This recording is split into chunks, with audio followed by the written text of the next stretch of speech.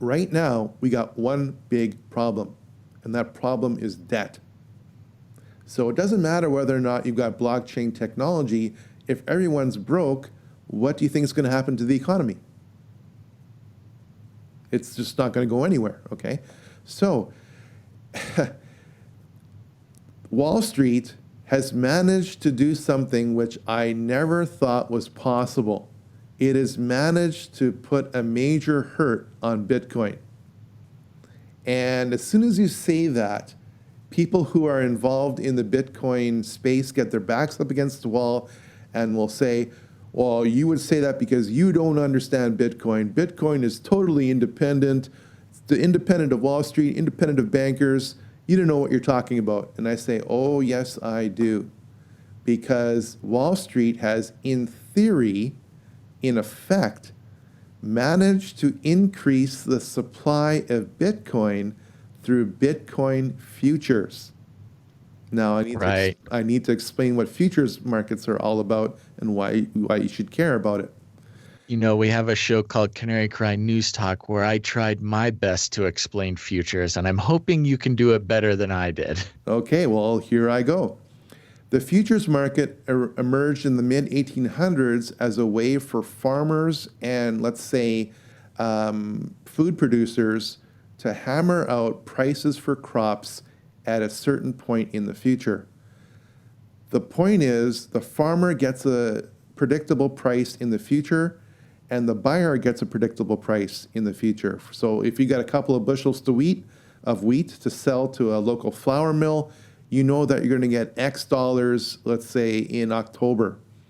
And so you shake your hands, you agree on the price, and if the farmer can supply a certain grade of, let's say, wheat on that date, then the buyer is already obligated to pay you that amount of money. That's a futures contract. That concept is about 150 years old. Now, the way that most commodities prices are figured is in the futures market. When you enter the futures market, you're actually not buying or selling anything. What you're doing is saying, I will agree to buy, let's say, Bitcoin at a certain price or at a certain point in the future if the price happens to be X, okay? Now, you can make money in the futures market going up, and you can make money in the futures market going down in terms of price. You can, if you're in the futures market, agree to short the price of, let's say, Bitcoin.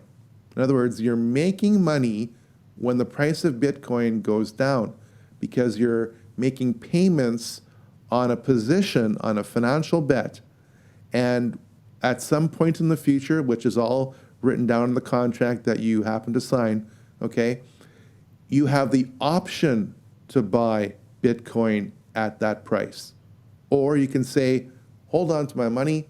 I'm still going to be in this game. I'm going to keep making my payments, maintaining my position until the price is where I want it to be at Y point in the future. So, Wall Street, like I've said, has managed to theoretically or in effect increase the amount of Bitcoin available to purchase in the future. And like anything, you can't avoid the fundamental law of supply and demand. So yes, all you Bitcoin investors out there, okay, Wall Street has managed to do something which you never thought possible. And guess what? It's doing the same thing to the gold and silver markets too, and the oil markets, and the interest markets, and the bond markets, and I could go on and on and on. There is no end to what Wall Street can do when it comes to manipulation. They own the whole show. Yeah, that's really unfortunate, especially since the whole philosophy behind cryptocurrency has been to get away from that. And now, you know, thanks to easy access to a lot of the cryptocurrencies, you know, we're seeing huge fluctuations across the board. Gons and I have, over the past maybe year or 2 years, been following it and dabbling. And yeah, if anybody out there is into cryptocurrency right now, they are certainly feeling the effects of this. So, are you saying that the moment that futures became available, which must have been a month or two, a couple months ago, something like that, that was the beginning of the end, at least for Bitcoin in the near future, huh? You can pull up two charts on the internet and discover that for yourself. Look at the price curve of Bitcoin and look at when Bitcoin futures came out on the market. There's a tight correlation there. Yeah, and it was when those futures contracts actually came up is when the decline started. And I think that's what originally brought it down to 13,005, up from around the 16, 17, 18 marker it was at for a while. But that's pretty unfortunate. Now, there's been a lot of speculation and a lot of theorization about cryptocurrency and biblical prophecy and how that's going to play into the future, as well as the current geopolitical climate. Where do you see those connections taking hold? Oh my word! Again, that's another 2 hour kind of question. Um, Well, I'm pretty distributed. impressed. We're only about an hour in, so we got time. Okay. In theory, distributed ledger technology is fantastic. I mean, you could use it to distribute medical records to people who have authorization to view those records. You can use it to distribute, like I said, real estate records, you name it. Okay. So, but the problem is the heart of man. I mean, nuclear technology can be good. It's kind of like the internet. The internet can be good or it can be bad. You can use the internet to distribute pornography, or you can use the internet to have discussions like this, which increase our understanding and deepen our faith. That's why I'm here on the internet with you guys. So, the heart of man is the problem. It's not the technology. And like I said at the start of this conversation, the heart of man is sick and twisted and diseased beyond measure. I mean, there's a reason why my favorite passage in the Bible is Matthew 24, and that's because Jesus, out of his own mouth, talks about deceit, deceivers, and deception 4 times in a single section of one chapter. So everything is deception. The only two things in my mind that are 100% truthful are the Bible and Jesus. And when you think about it, it's only one thing that's truthful, because Jesus, in my mind, is the living word. Whenever he spoke something, it was perfectly in line with Bible prophecy, because he was the literal embodiment of the Bible. Now, Amen, brother. you got it. So how does this figure into where we are financially? Okay. I keep referring people to the same image over and over and over again. What image is that? That is the January 1988 cover of The Economist magazine. Oh, yeah. Yeah. The Economist magazine is a Rothschild publication. How can I say this? Open up an edition, open up a couple of editions over a couple of decades, and you will see who's on the board of directors. It's Rothschild, Rothschild, Rothschild. And if it's not a Rothschild, it's somebody who has the Rothschild type philosophy. So, back in January 1988, 30 years ago, as a matter of fact, it's asked a question. It said, get ready for a world currency. And you saw what appeared to be an eagle rising up from a pile of burning fiat currency. Now, to anyone in the know, you would realize that's not an eagle, that's a phoenix. That's the same symbol that is back on the back of the US dollar bill, which was, by the way, designed by a Freemason and authorized by a Freemasonic president back in the early 30s. So that should tell you a lot. So, boy, the best economy that I have come across in my 5 years of preparation for my second film was followed by the Israelites when they chose to follow it. They didn't always follow it. It is the year of Jubilee system. Now that's critical, gentlemen, because that keeps debt at bay. Let's say I'm a wealthy guy, and Gons, you come up to me and you say, Uncle Len, I want to buy a house. And I'll say, well, that's nice. Wait until after the year of debt cancellation. And then we'll talk. Okay, what that does is it puts the brakes on your spending. It puts the brakes on my obligations. And guess what, gentlemen?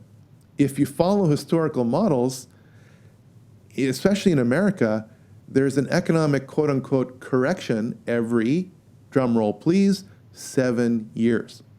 Wow. Yep. And guess what? How many years, gentlemen, has it been since 2008?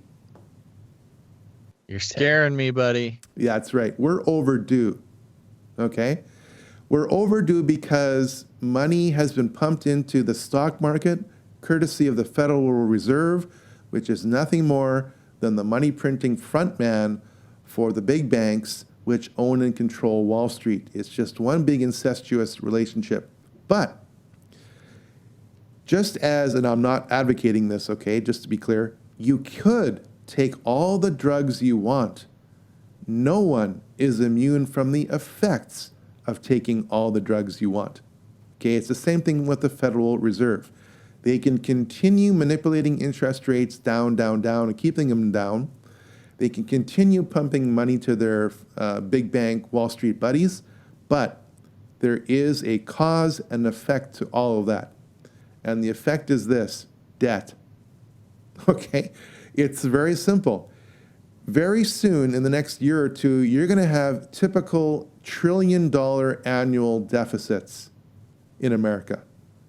And the last time the debt ceiling was argued, the politicians couldn't agree on the rate of increase on the debt. Okay, we're not talking keeping the debt levels static. We're not talking about reducing them. We're talking about how much should we increase our debt. And that is because of what money has become. All money in America since, I can put an exact date on it, August 15th, 1973, is debt. I want to say that one more time. All money in America since August 15th, 1973 is debt. How can I say that? Well, the Federal Reserve issues the money to the government of America out of thin air as a bookkeeping entry, and from the day that every dollar is issued, it carries an interest charge on it. When a bank gives you a mortgage, which literally means a death pledge or a loan, they don't actually give you money. They click a key on a computer and generate the fake money out of thin air. They don't actually have it in their bank vaults. Broadly speaking, all new money comes out of a bank in the form of loans. As loans are debt, then under the present system, all money is debt. And under the present system, all money is debt. And under the present system, all money is debt. Now, you can keep the interest rates really low for a really long time, like we've seen for the past 10 years, but what do you think that does, gentlemen, to the bottom line of pension funds? Drops them lower. Exactly. Pension funds are now typically underfunded by somewhere between 40% and 60%. Okay? Yikes. That's right. Now, that's good if you're a prospective home buyer. That's really bad if you're a pensioner, or even worse, a pension fund manager, and you need a minimum of 4% return per year on your investment just to stay above water. Now, interest rates can be kept low for a long time, but what do you think that does to government debt, and specifically treasuries or bonds? By the way, the governments of the world can only get money from two sources. Number one, taxes, and number two, bonds. The only difference between treasuries and bonds is the length of term that people voluntarily choose to give the government their money in exchange for a annual return on their investment. So why would I, as a potential bond buyer, give any government my money when they give me back 2% per year? Why would I do that when I know that the cost of living, known as inflation, is greater than 2%? Well, that's why bonds, gentlemen, are in a bubble. There's a direct relationship between interest rates and bonds. And when no one is willing to give the governments of the world their money, what do you think the governments of the world have to do? They have to raise taxes, which is not good for business, which is what governments are resistant to do, so they just go into more and more debt, which causes a feedback loop. Now, Canada, in my country, 15% of all the federal taxes we pay goes just to pay the interest on the national debt. That's insane. Okay, I don't know what it is in America, but I'm quite sure it's actually worse. Gentlemen, the problem is the very nature of money itself. It has become debt. This is like George Orwell. I mean, ignorance is freedom, war is peace, and money is debt. We live in a world that's just nuts, okay? And when you speak the truth to people, like I'm trying to speak it right now, it really puts people back. That goes back to the polarization concept that we started this conversation in, okay? War is peace, ignorance is freedom, and money is debt. And this is the problem, the matrix that we're all trying to bust through. Yeah. You know, you said something in there where the something about the correlation of bonds and interest rates having to do with the time to buy a home. Are you saying that, I mean, if you, as a millennial who was coming of age during 2008, are you saying it's going to be as similar to the housing bubble popping there? I mean, is it better to buy a home now or wait until things self-destruct a little bit? Okay, I get a request for financial advice all the time, and my answer is always no, I can't help you with that. It's kind of like a doctor diagnosing over the phone. Right. Okay, really, really foolish. Having said that, there's certain principles that we can all pay attention to. In 2001, we had a stock market crash, that so-called dot-com bubble. Okay, it was a sort of a double bubble in that it popped during early 2001, and then it popped again as a natural result of the effects of 9/11, even though I'm of the opinion, and I can back this up, that 9/11 was an engineered event. So 2001, we had a stock market crash. 2008, we had a real estate and stock market crash. The next crash, gentlemen, we're going to see a stock market crash, a real estate crash, and a bond market crash. This is That's a lot of crashes. That's a lot of crashes, okay? That's too many crashes. That's too many crashes. And for the first time, the Federal Reserve won't have a printing press big enough to stop the bleeding. Gentlemen, it's as though the Rothschilds 30 years ago on the cover of The Economist magazine kind of knew what was happening. It's just, Maybe. it's amazing. And I've heard, yeah. sorry, one of my, back to that cover again, you'll see an phoenix rising up out of the burning pile of fiat currency. It's got a gold coin around its neck. Now, gold is the #1 expression of money that humans have had over time. It's got about a 5,000-year history as being considered money. Now, you put that up against Bitcoin, which has only been around for less than a decade, really, and it's not even close. Okay, Bitcoin, the particular cryptocurrency known as Bitcoin, is doomed to die. And that is because it cannot handle the volume of transactions required to support global economics. I mean, Visa and its transactions per hour outclasses Bitcoin by several thousand to one. It's not even comparable. And that is because Bitcoin has a curse around its neck in that it has to have a complete history associated with itself every time a new Bitcoin is issued by the Bitcoin Central Authority. And you have to literally solve a whole bunch of math problems, or be the first to solve a whole bunch of math problems in order to get that cryptocurrency. It's a very secure and slow cryptocurrency, so it cannot last. It's kind of like MySpace was back in the day. I mean, everyone was on MySpace, and then that went. You heard it here first. Yeah. Bitcoin is MySpace. As an older millennial, I can. That is the perfect metaphor that you could draw. Yeah, I mean, MySpace was so incredibly popular. It was number one. I mean, who wasn't on MySpace, right? Well, things changed. And guess what? Through Bitcoin futures and just the sheer fact that it's secure as a cryptocurrency, but it's incredibly slow, means it's doomed to fail. Okay? The only thing driving it up right now is speculation.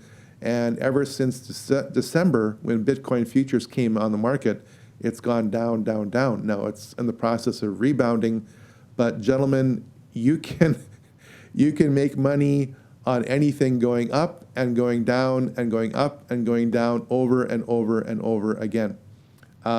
Just as a case in point, Lehman Brothers, when it failed in the spring of 2008, Lehman Brothers had the biggest short position in the silver market in history. And so JP Morgan bought out Lehman Brothers for pennies on the dollar, and they inherited this short position in silver. Now, JP Morgan killed the silver market on May 1st, 2011, the anniversary date of the Illuminati. Yeah, Illuminati Day. Illuminati Day, May Day. May Day means trouble. And that was the day we allegedly got Osama bin Laden, shot him in the left eye of Horus, and dumped his body in the ocean without taking a single picture or piece of video. Yeah. So if you were a Hollywood scriptwriter, I mean, you could just not even keep up with what's going on. Now, the Bible says that during the tribulation, they, meaning the people, will cast their gold and silver in the streets. And I'm so sick and tired of people self-righteously making YouTube comments to that effect and saying, and using that verse as an excuse not to diversify their investments into the gold and silver market. Notice the second half of that verse. It says, in the day of the Lord. Okay, that's tribulation time. No matter what view you have on the tribulation, that's tribulation time. So between now and then, what are you going to do? Are you going to keep holding your money in a bank in typically US dollars that are losing purchasing power? Or are you going to diversify a little bit? Most people have enough money to buy 1 ounce of silver a month. That's a start, right? Get into the habit of doing that as a way to diversify your investments. Now, one of the big things that I dumped on our brains for tonight was that ever since August 15th, 1973, all money is debt. That is because Richard Nixon got on TV and said, we will temporarily, quote unquote, separate the US dollar from its convertibility into gold. Well, that was over 45 years ago, so that temporarily business doesn't apply anymore. Back to Lehman Brothers, which was bought out by JP Morgan. Ever since they hammered the price of silver down from May 1st, 2011 till now, JP Morgan has been quietly amassing the biggest silver hoard in history. It is amazing. I don't have the vault numbers here in front of me, but it is the biggest silver hoard in history. So gentlemen, where do you think the price of silver is going to go sometime in the near future? We gotta be buying some silver. Get some silver, Basil. Let's do it. Hurry. That's right. I mean, so many people got on the Bitcoin train in, let's say, September, October, November, December, hoping that it's going to go.